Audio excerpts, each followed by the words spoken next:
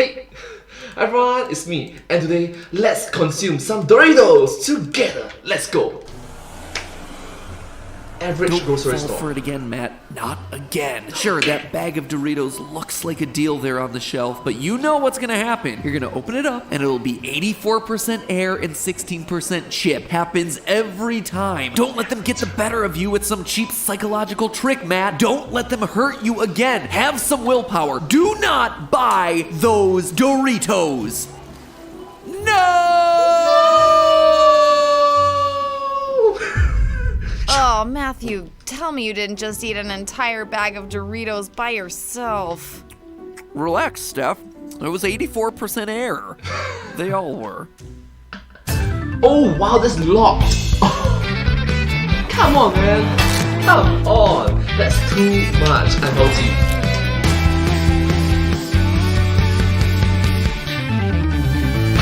Hello, Internet. Welcome to Food Theory. Hello Internet, welcome to Food Theory. Hi.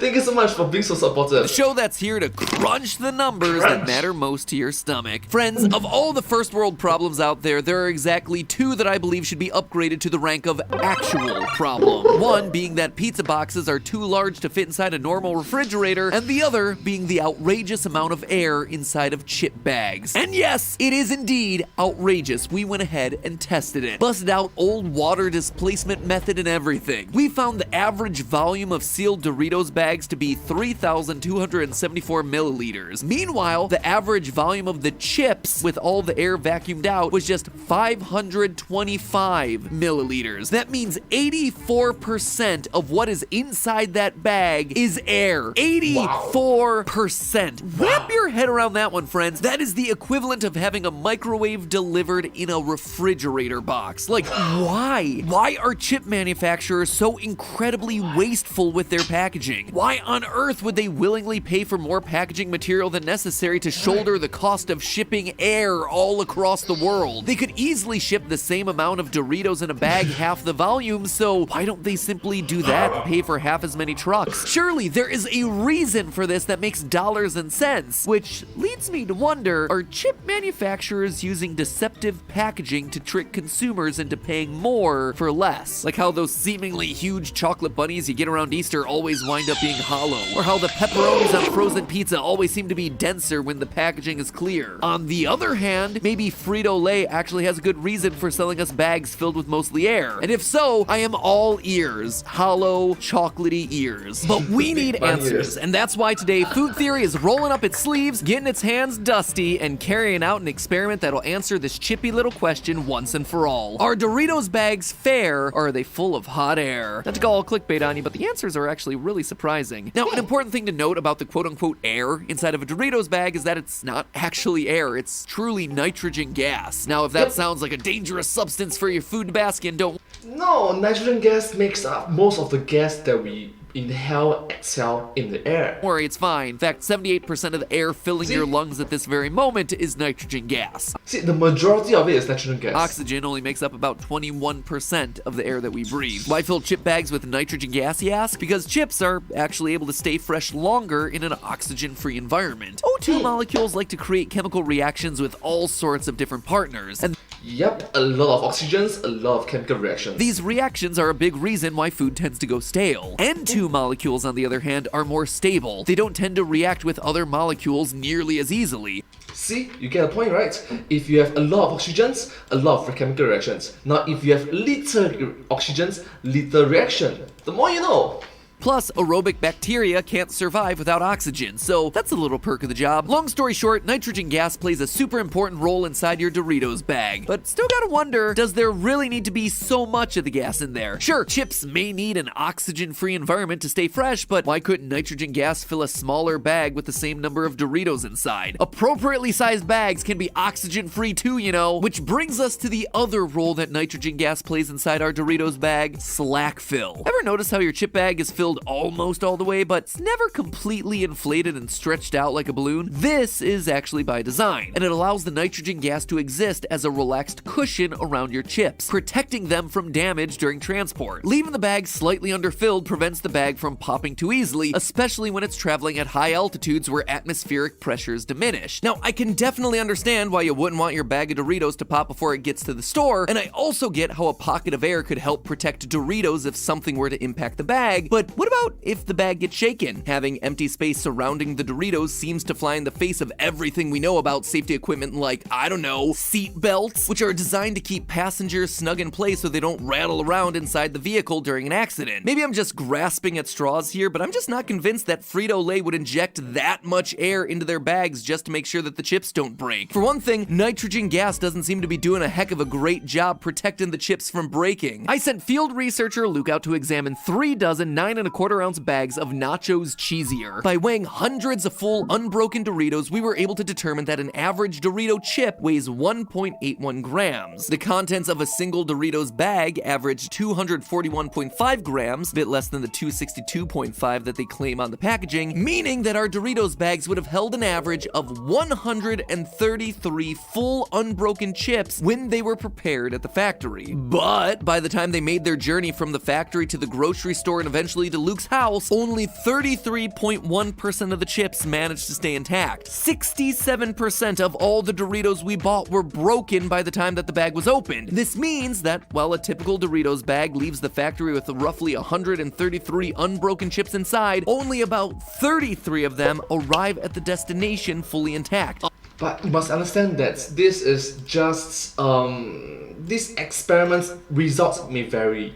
But having said that, I'm just glad that MapHat put out this case, because even though results may vary, it's under typical situations, typical circumstances, average places. 100 break along the way. And look, I get that broken Doritos aren't the worst thing in the world. It's not like we're talking about fine china or a PS5 that gets rendered useless when it breaks in half. In my experience, broken Doritos are just as delicious as unbroken Doritos, but still, 67% breaking strikes me as a pretty high casualty rate for a product that supposedly fills its bags with a special gas in order to prevent that very thing from happening. I just can't escape the feeling that at least part of Doritos' goal here is to trick consumers with oversized, deceptive packaging. And so, we designed an experiment to test whether all that extra airspace in the bag really helps, or if a different amount of gas might actually be more effective at keeping your Doritos intact. We began by gathering every single unbroken Dorito from all 36 Nacho Cheesier bags. It took a while, but luckily there were plenty of broken Doritos available to munch on whenever hunger struck. We then took 133 of those unbroken Doritos chips and sealed them away inside an empty bag. This, theoretically, is how a typical 9 1/4 ounce Doritos bag begins life in a factory, before any of the Doritos actually gets broken during the transport process. We called this one the average bag, since it was filled with the average number of Doritos. We made 2 other average bags, each with 133 unbroken Doritos inside, then sealed all 3 bags with 2,749 milliliters of atmospheric air, giving all of the bags the average 3,274 milliliters of total volume and the typical 84% air to 16% Dorito ratio.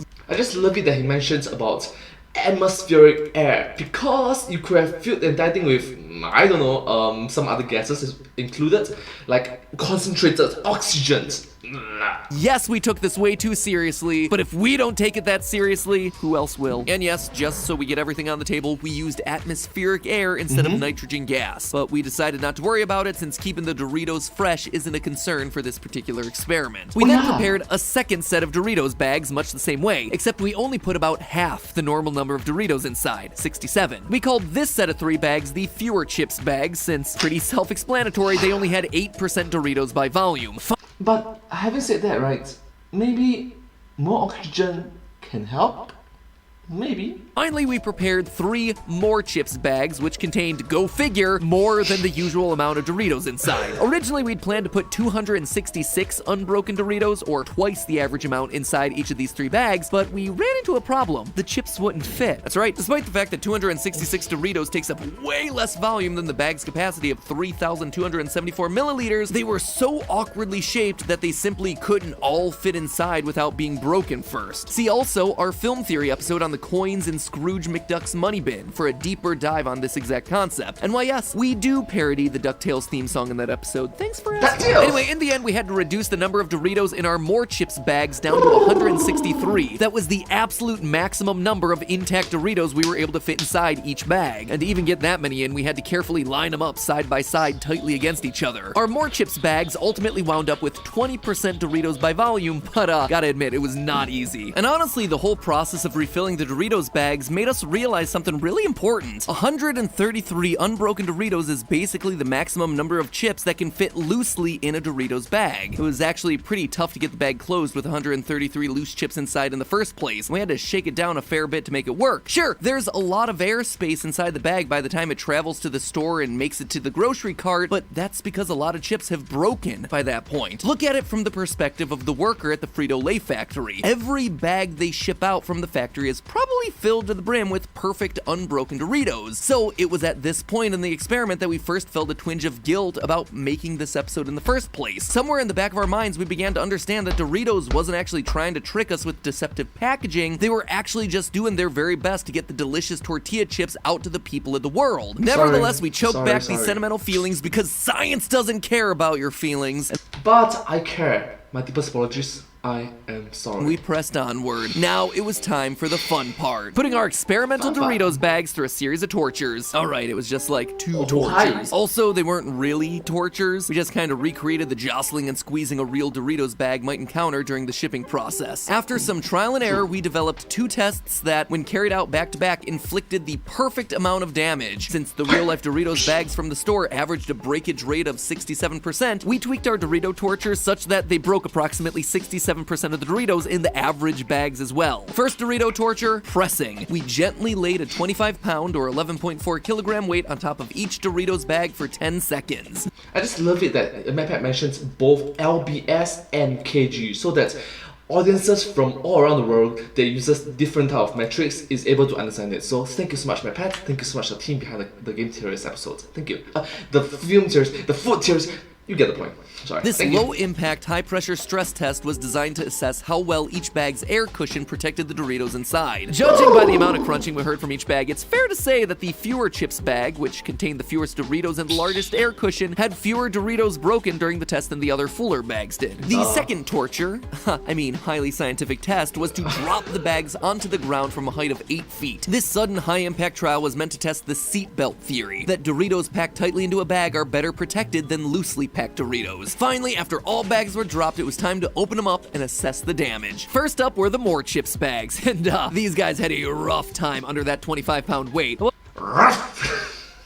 I'm sorry. I wasn't expecting a whole lot of Doritos to be intact, and I was certainly right to think that. Of the 163 Doritos we packed inside each More Chips bag, only 33 of the chips made it out unscathed on average, for a breakage rate of nearly 80%. Next, we opened up the average bags. By design, 33.3 chips per bag made it through our Doritos tortures unbroken, for a breakage rate of about 75%. So the average bag clearly outperformed the More Chips bag. Not only was its breakage rate lower, but the average bag actually produced more unbroken chips overall, which is surprising since it had fewer chips to work with. Last but certainly not least, we had ourselves the fewer chip bags. Well, I guess they actually are least since they have the fewest number of chips, but whatever. I still think they're pretty great. Anyway, an average of 14.7 of every 67 chips made it through intact, giving the fewer chips bag a breakage rate of 78.1%. That's right, theorists. The average bag, patterned after the way Frito-Lay actually fills their bags in real life, performed the best, hands down. Packing more Doritos into the bag resulted in a higher percentage of broken Doritos. Placing fewer Doritos into the bag resulted in a higher breakage rate as well. The kicker is that the average bags produced an average of 33.3 unbroken chips per bag, the highest number of intact chips of any of our three competitors, period. So at this point, I'm busting out the couch and the sad music because this YouTuber owes Doritos an apology. Since the dawn of the internet, chip makers have been and getting dragged for putting so much air into their chip bags. And I guess I got wrapped up in it all. Yeah, I'll admit it, when I first set out to make this video, I figured it would wind up being a bit of a takedown episode that showed how Doritos packaging is deceptive and doesn't actually help protect the chips. But the numbers are in, and Doritos straight up slapped me down on both fronts. Today's experiment demonstrates that the slack fill approach can't keep most Doritos in the bag from breaking, but the 84% gas to 16% chip ratio does cut down on chip breakage more than other fill ratios. So hats off to you, Doritos. I'm sorry that I ever doubted you. And hats off to our sponsor for today's episode, Noom. Steph and I have been using the health program Noom for a couple months now, and this thing is sneaky effective. It has this way of suggesting tiny little life changes that snowball into big legit health improvements in our lifestyle. See, I'm not exactly what you call a diet person. I mean, clearly I'm not. I just spent the last week testing entire bags of Doritos. But gotta say, I have been really impressed with the simplicity and approach of Noom's program. Like the other day, the program suggested that I should just try working my favorite green food into my diet. Joke's on them, my favorite green food is green M&Ms. Booyah! No, but in all seriousness, it's broccoli, closely followed by asparagus. Seems too easy to actually work, right? And yet here I am 4 days later in the recording booth. I just finished eating breakfast and I worked spinach into my morning eggs for the third consecutive morning. And I think that's because Noom's approach is different from anything I've tried before. They're really focused on disrupting behaviors and routines using proven psychology and cognitive behavioral therapy practice.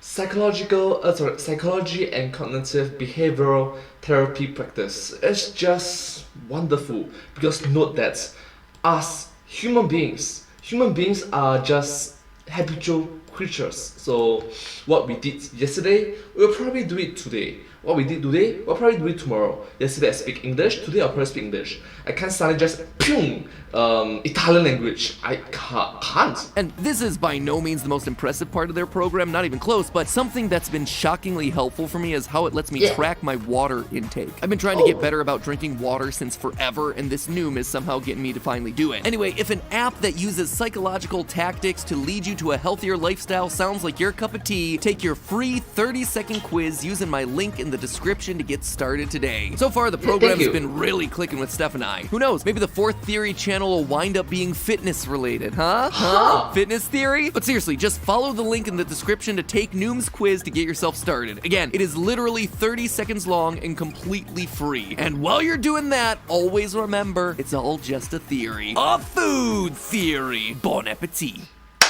Thank you all so much for watching this video. Wow, my pet actually hinted it that maybe the fourth theory may be a fitness theory. Multiple times. So maybe, I don't know, he have not created, he have created GT Life, he have created the Game Theorists, he have created the Film Theorists, he have created the Food Theorists. What is the fifth one? Anyways, thank you all so much for watching this video. I hope you find this video very interesting to watch, very knowledgeable and informative. I learned a lot, did you? If you do like this video, please remember to like, share and subscribe to my channel, and comment down below if you have any share of us. Don't forget to follow my channel, and I hope to see you all in my next video. But hey, that's just a theory, a food theory. Bon appetit. And I hope to see you all in my next video. Bye! Well, thank you all so much. Subscribe! You're the best.